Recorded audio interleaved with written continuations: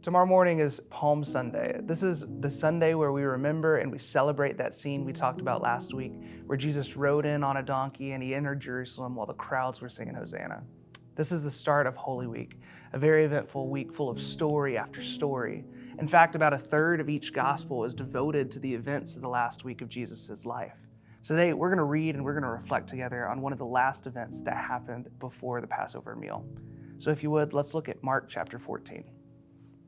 Starting in verse 3.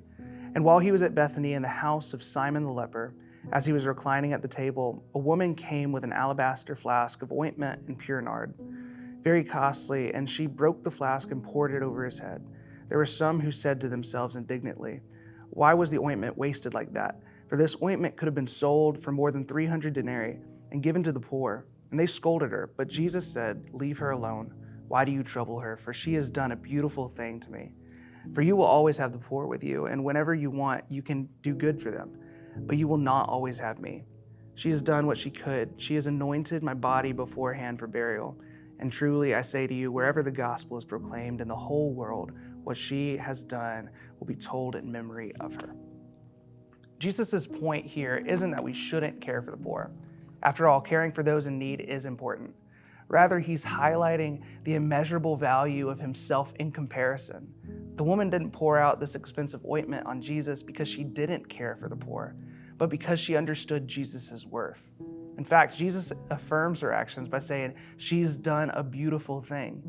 The lesson here isn't about material sacrifice.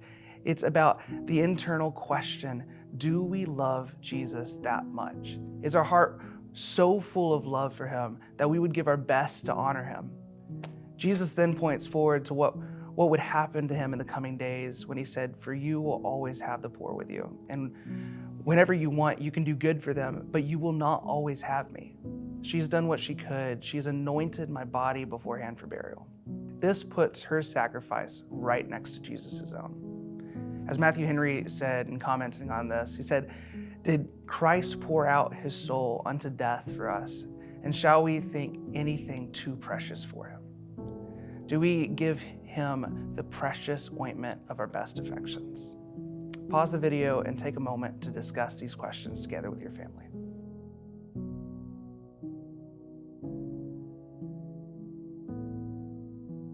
Now that we've read God's word together, let's take a moment to pray and to thank God for what he said to us.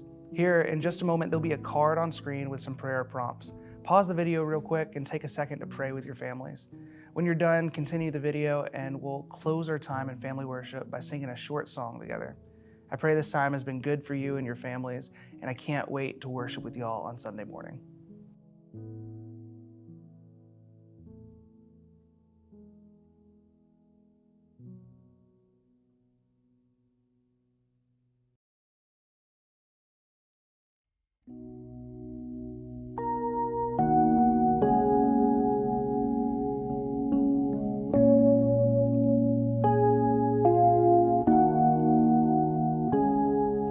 A thousand generations falling down in worship sing the song of ages to the Lamb.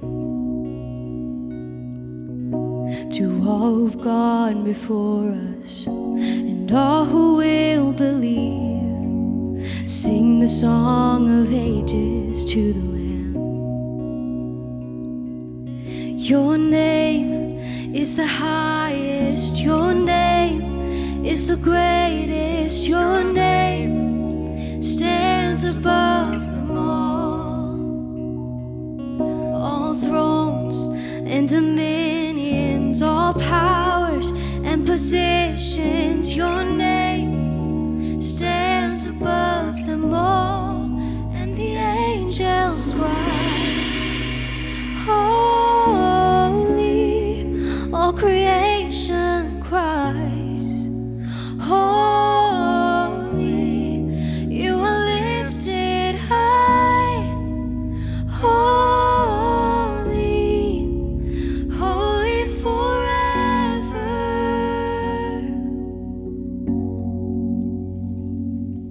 And if you've been forgiven, if you've been redeemed, we'll sing the song forever. forever to the Lamb.